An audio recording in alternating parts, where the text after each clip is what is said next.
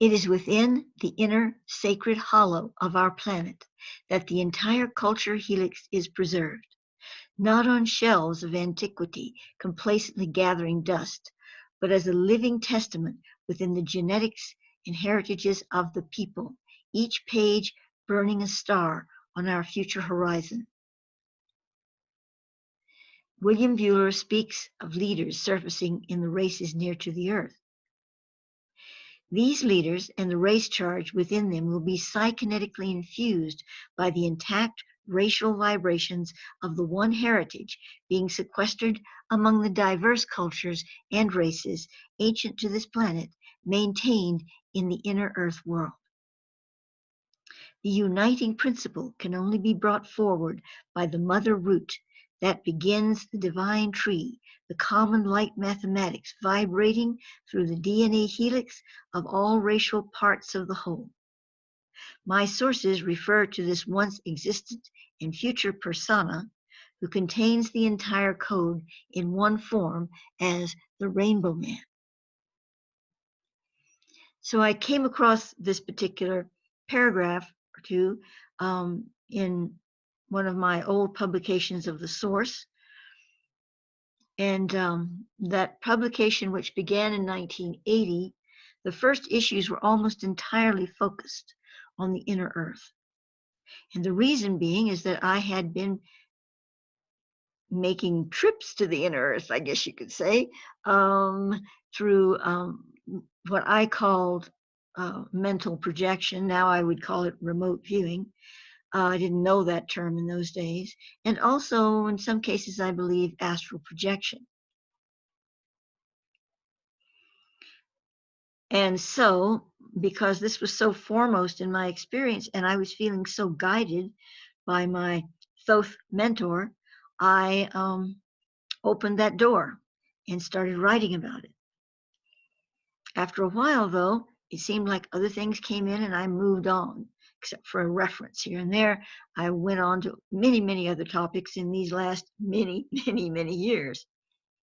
But now I have come full circle. As I spoke about in the Golden Temple video, I have come full circle. I've come back home.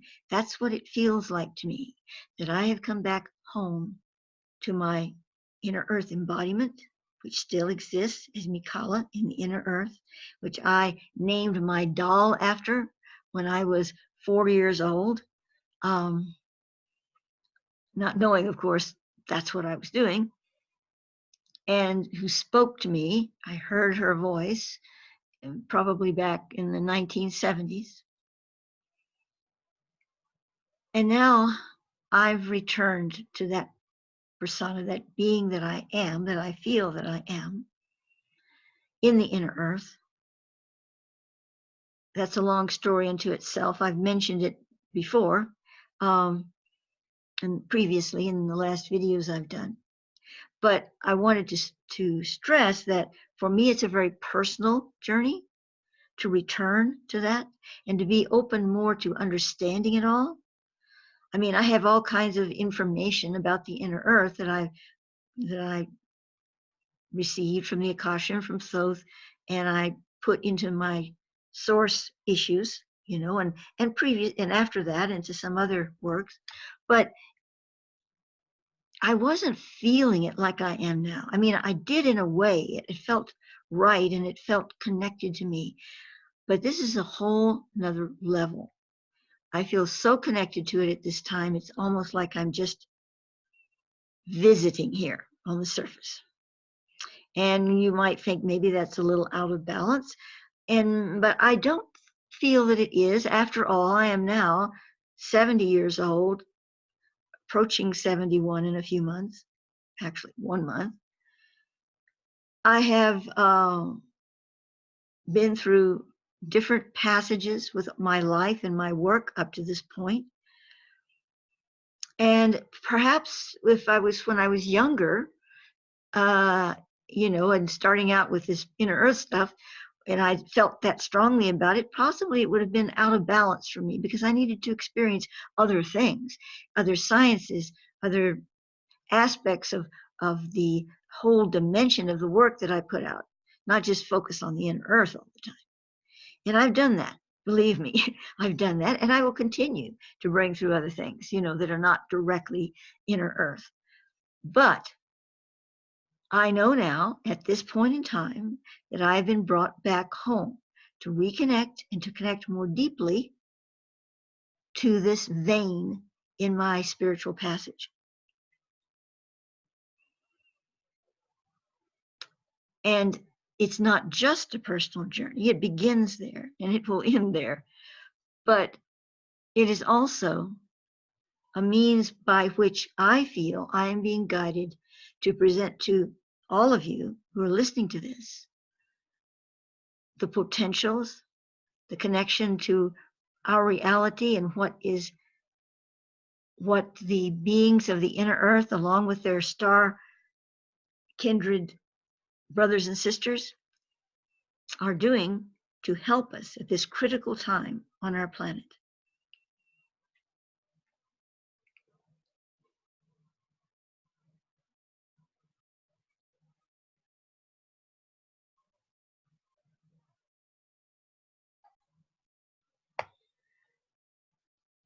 And so I would like to share with you some of my more current story that has happened to me on a personal level, and yet it is very connected to everything all the work I'm doing for the planet.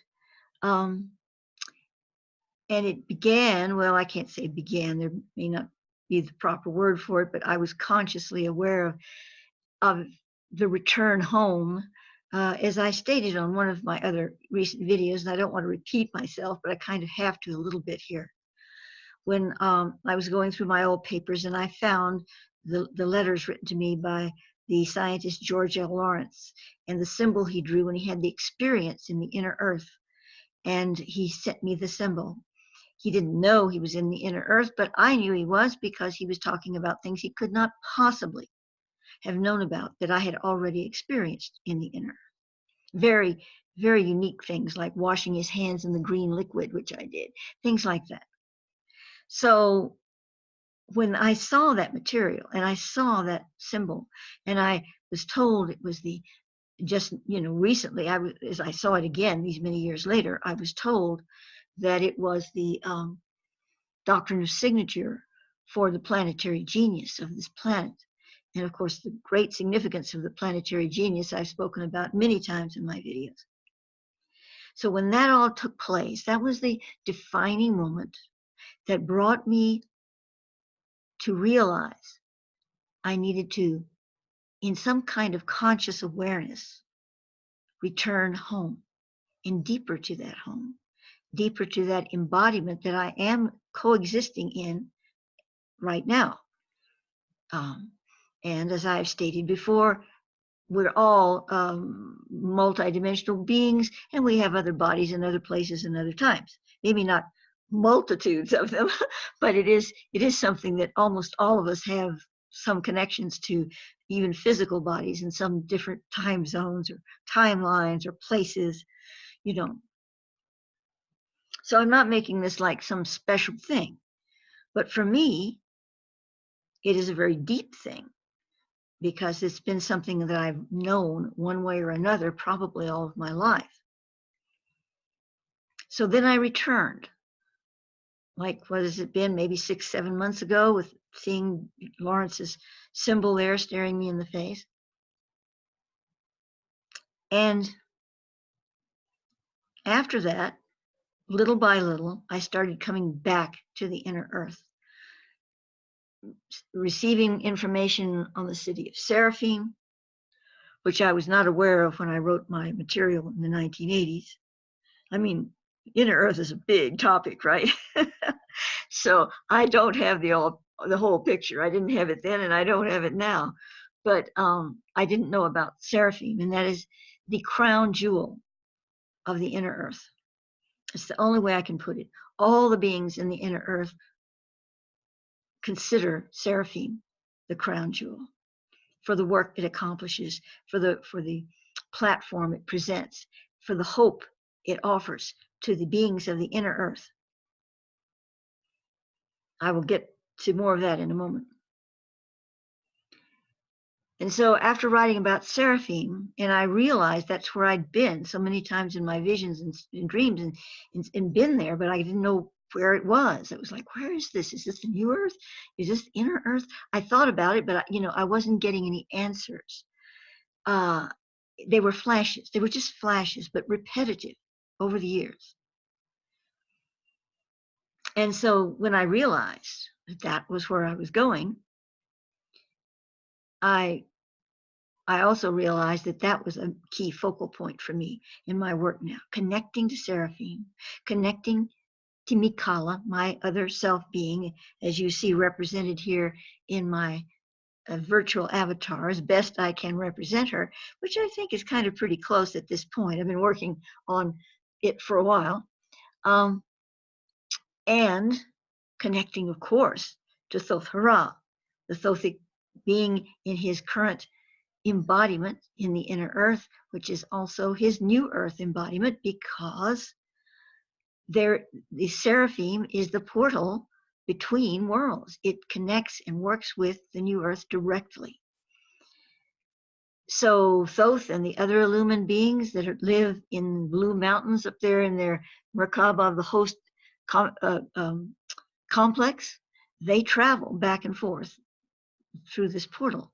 And of course, when they travel into the new earth, you're traveling into the future, because from our timeline, from our time moment, it is not fully developed yet. So it brought me closer to Thoth, my mentor of all these years, all my life, but consciously since 1977. Now I feel closer to him as an actual incarnated being than I ever have before.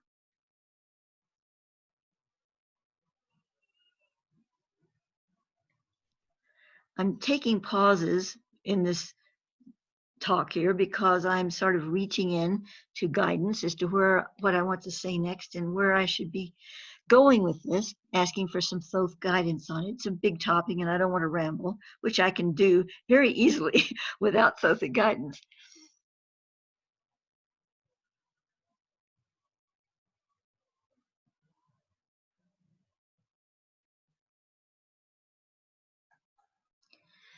So now I want to talk about more immediately what has been happening. A few weeks ago, I was in bed asleep at night, and I was awakened to sort of an in-between state. I'm sure many of you, if not all of you listening to this, have had those in-between states where things happen. You hear voices, you see things through your third eye, you have experiences, sensations in your body, and you absolutely know it ain't no dream. You know it's for real. But it is a subtly changed state. You're not fully cognizant like you are, when you're totally awake. So that was the state I was in, because I was awakened to that state. I heard my front sliding glass door open and close, which it couldn't have done because it was locked and the blinds were down the top of it. But I heard that. And then I heard people in my living room. Now I have carpets on the floor, so there was no walking that I heard.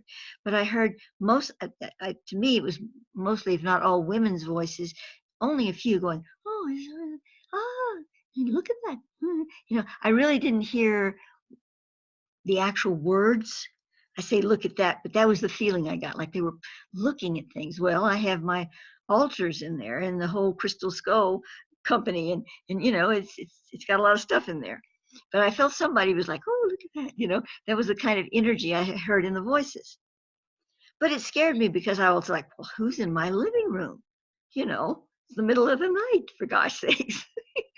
And so I tried to wake out of it, not wake up because I was awake, but I tried to get out of the state, and I couldn't right away. And I went, help, help.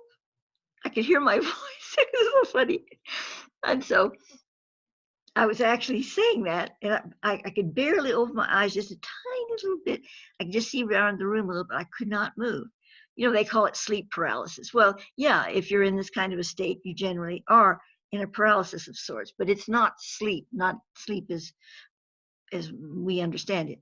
Anyway, so I was in that state. Then I heard a woman's voice, heard it with my ears, or it seemed like my ears, right next to the left side of my head, as if she'd kind of leaned over, and she said, "What's going on?" Like she was very sympathetic that I was distressed. Well, that woke me up for sure.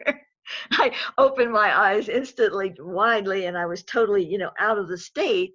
And I looked around the room. There was nobody there. I knew there was nobody in the house because I knew it had been locked. And I realized this was an altered state experience. I'd had enough altered state experiences to know that's what it was. Well, I had just assumed that there was some spirits in my house. They were friendly enough, and she came along, and like she heard me saying help, and she was like maybe passing by, and she went, "Oh, poor woman, she's scared of something." Anyway, I thought they were all disincarnate spirits, well-meaning ones, but they had no business in my house. I was like, well, I hope they stay away because I don't want spirits walking around my house. Especially in the middle of the night. So that was my take on it. Okay, that was just my own personal little thought. So I just didn't think much more about it. And I did tell my friends around here, but it was no big deal.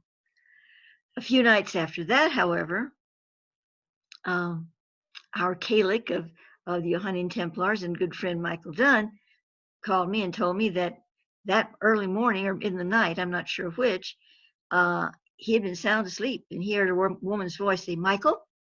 I mean, just as clear as anything. Woke him up. It was coming from the hall. He actually got up and walked in the hall and looked around. There was nobody there. So at that point, I thought, I better go to Thoth about this. So I did. He told me that there was a team from the inner earth that were astrally, I guess you could call it.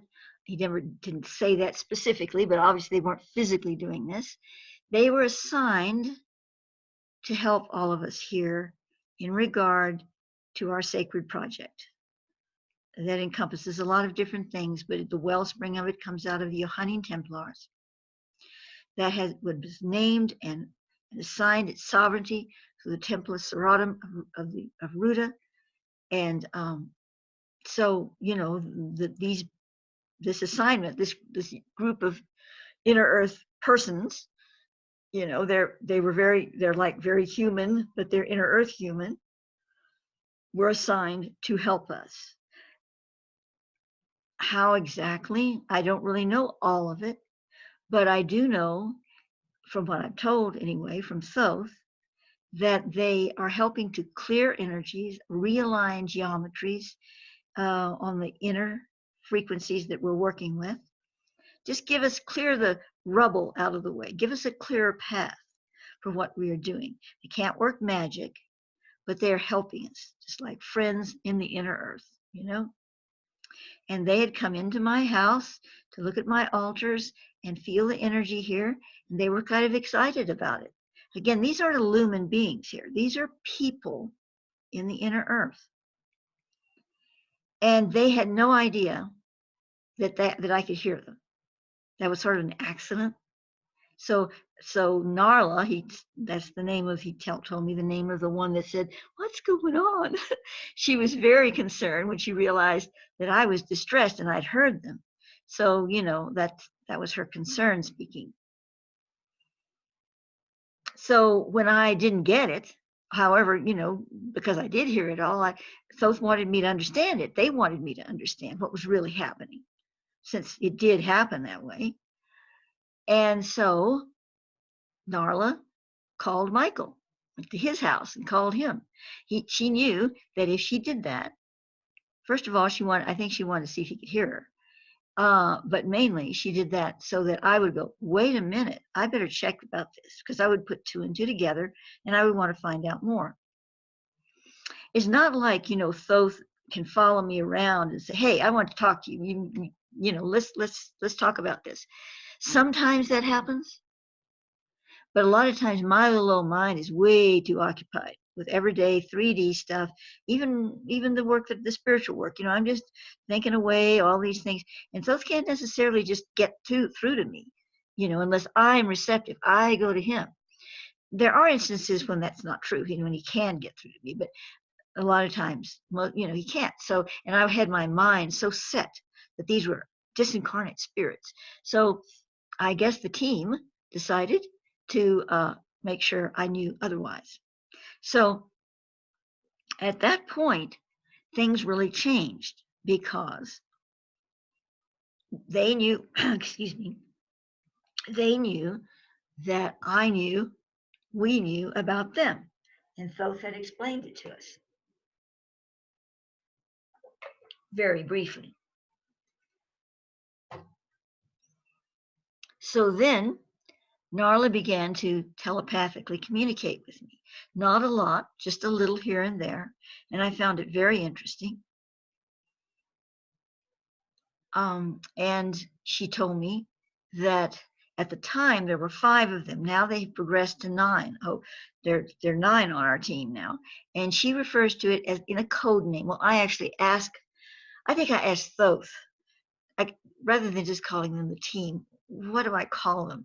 And he said, well, they're part of a larger group, and the whole group is, let's just give them a name, he said. So he made up a name. He likes to do that. And the name he made up was Styx, S-T-Y-X, which of course the river Styx, the river of the underworld, you know, and all of that. So that's the word he's calling it. But that's for the whole bunch of them. I don't know how many there are they're assigned to different places and peoples on the surface. So our little team, I don't have a special name for them, but it's the, you know, part of the Styx team. And so now there are 9 of them. And I've been given their names and whatever. Actually, I wasn't supposed to talk about their names. I just said hers. Sorry about that. But in any case, I even had an experience. Then another one of them, a male, started communicating with me, and he showed himself in third eye vision. It was very clear, very, very, very clear. I won't describe him, but he did show himself to me. He's one that is actually temporarily right now living on the surface of the planet, so he doesn't want his description given. Other things have occurred, like for instance, Narla said to me,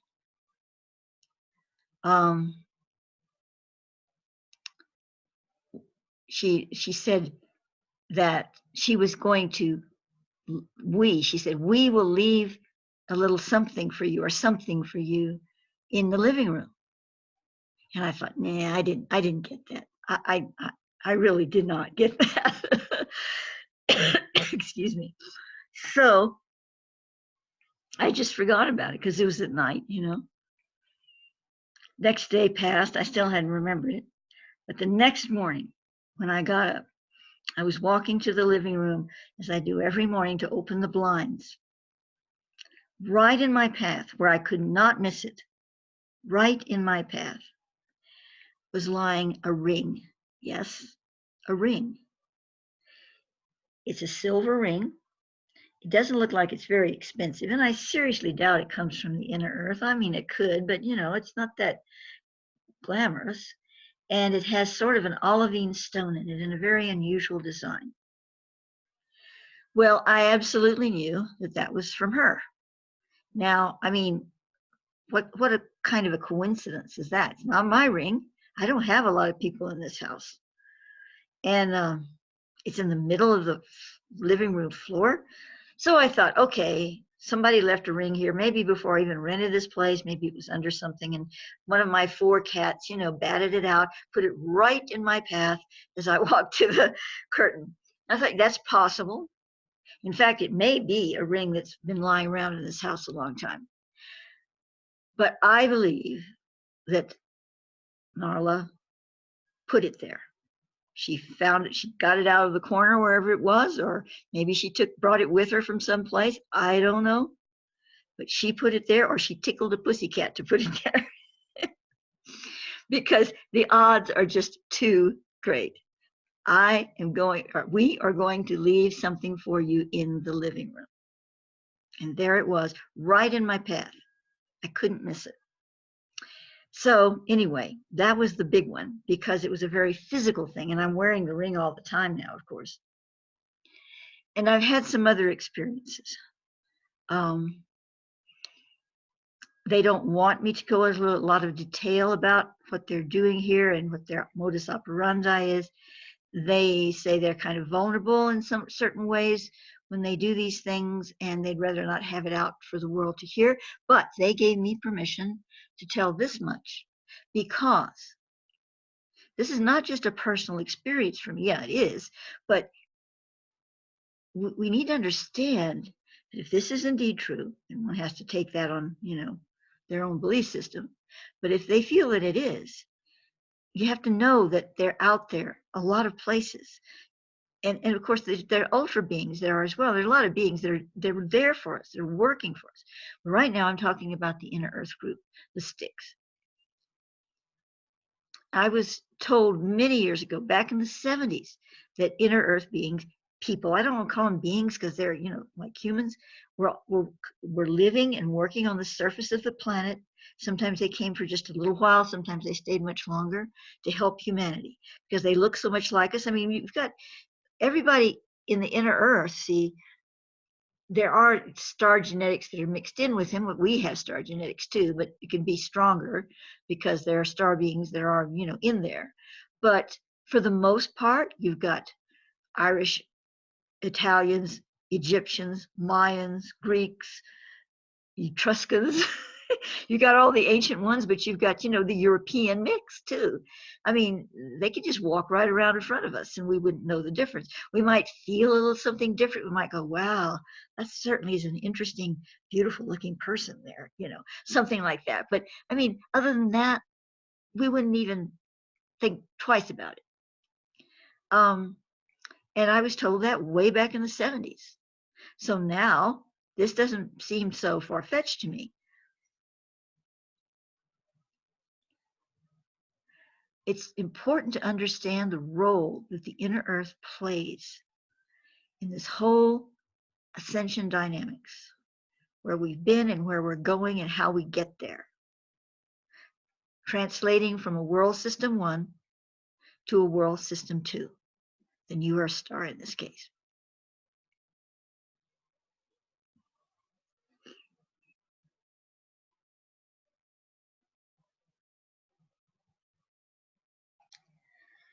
Well, I must admit I was feeling a little badly that I had said Narla's name out loud. I'm wondering if I should start this all over again, but I'm receiving that that's fine. There's no problem. Really, the only name they really didn't want out there is the one of the personage that's living on the surface right now. Although I don't even know if he goes by that name on the surface. I don't know why they would want that. But anyway, it's okay. So I'm going to continue with this. I'm on a roll here, so I would rather not have to start all over again. Okay, so let's see where I am. Yes, I want to get down to for us to understand, and I really brought this out in the quite a bit in the Golden Temple, but I'm just going to make the statement again at this point, and that is that the inner Earth, all of the inner Earth, they're glued to us. I mean, they may be in just a slightly different dimension, but they can't go anywhere without us. What we do on the surface of this planet, all the stuff we're doing with the 5G and all this crazy stuff, this is impacting them. Not extremely, I mean, they have barriers and they have ways of purification and whatever, but it is impacting them. Their etheric level has dropped over the years, especially since we started doing all the internet and the Wi-Fi's and the, all these high-tech frequencies. It does affect them and their environment, So not only that, the whole ascension dynamic, they want to go there too. They're in the highest level of a world system one you can get, closest to the planet, the central sun you get.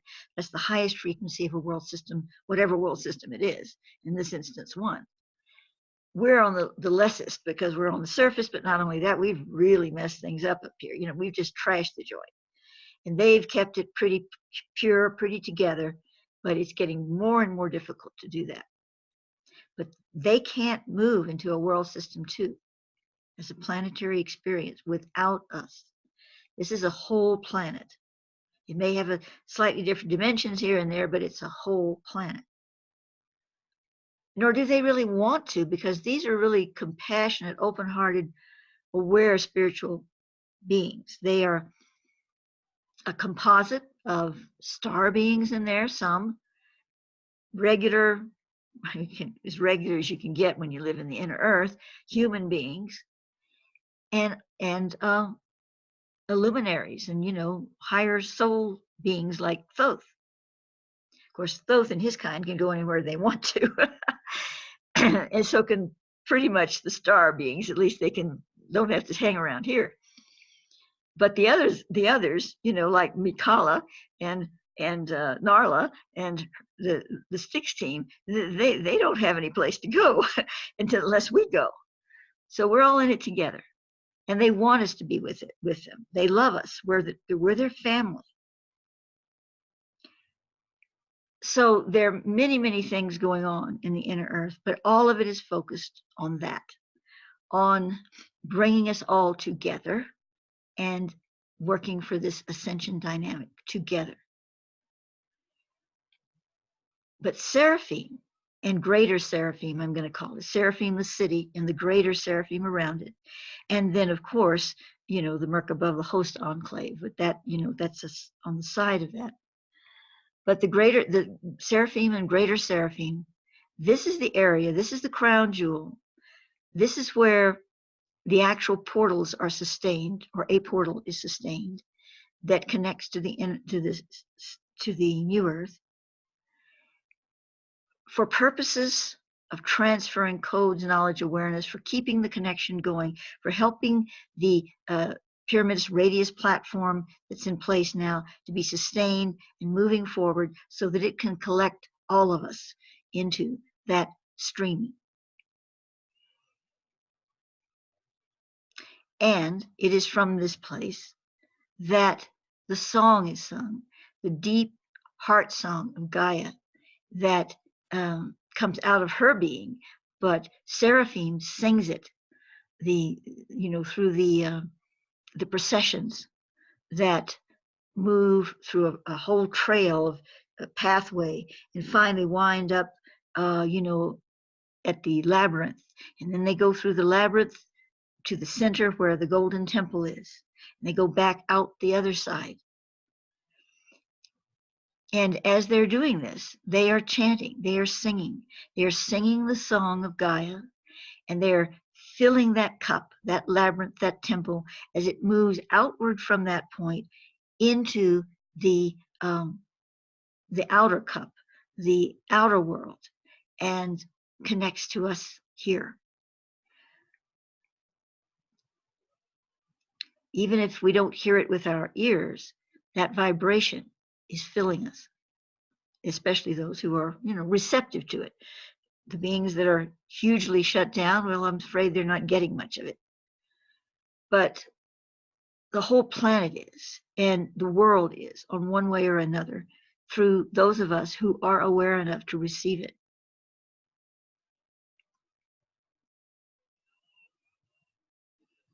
There's much, much more, and I will be sharing more, but I wanted to end with just a moment. So here I have the I wouldn't say immortal, but certainly long-lived Mikala, or her virtual likeness. And there's little old me as I am now.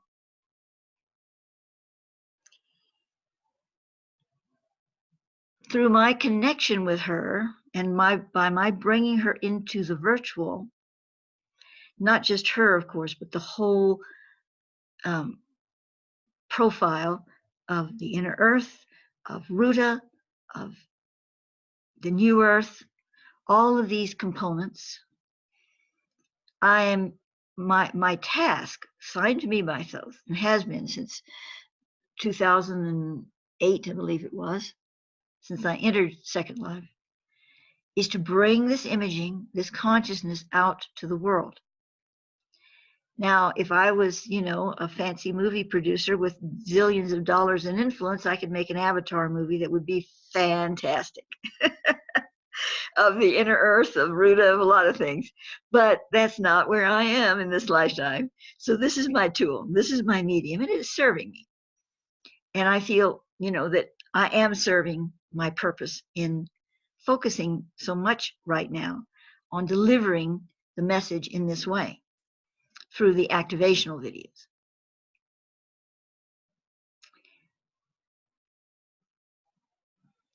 It's not meant to take people away from their current reality. It's meant to integrate the higher realms with this current reality, because we are submerged in goo. It's a beautiful world, and there's so much still here that's offered to us on this planet as it is now, and we need to focus on that. And we can't shut our eyes to the other stuff. We need to be aware, but we need to stay, with our nose above the goo. And that's hard to do. It's kind of a rhyme there. It's hard to stay. It's hard to do, to keep your nose above the goo. But in doing that, there are ways where we can connect deeper to who we really are, to what the planet is really about, and our alternate lives, our simultaneous lives that are perhaps more fully connected, help us to stream that into our current physical bodies here. We can't, it's not escapism when we're both here and there, because we're everywhere. If that's a real you in the inner earth, or maybe someplace else that's very, enlightened, you're not escaping to be that person. You're bringing the energy of the higher self that's actualizing in another body somewhere into your current time stream, your current reality. It's enriching who you are in this particular moment in time, in this slice of whom you are. So I believe I have concluded for this video. Of course, the minute I turn it off, I'll probably think of something else. There's a lot to talk about, and I don't want to make this one too long. There will be another installment. But I wanted to share this personal story where we are now with the Sticks group, and the fact that the Sticks are a lot of places, not just our little team, not just our 9 people here, 9 inner earthers, but they're out there in other places working for people in situations as well. So I thank you all for listening once again.